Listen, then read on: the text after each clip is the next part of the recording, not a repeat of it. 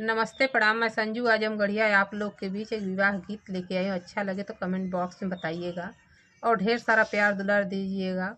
मेरे चैनल को सब्सक्राइब और सपोर्ट करिएगा।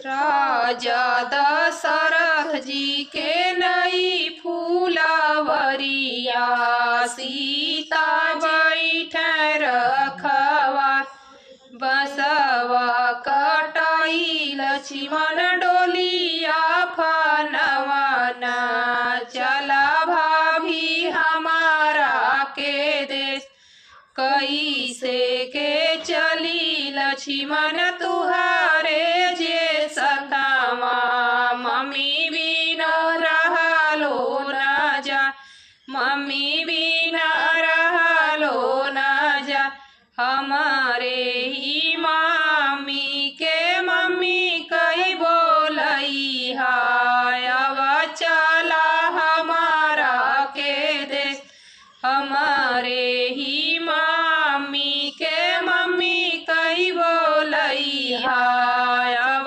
चला हमारा के देश। राजा दशरथ जी के नई फूलवरिया, सीता जे बैठे रखवार, बसवा कटाई लक्ष्मण डोली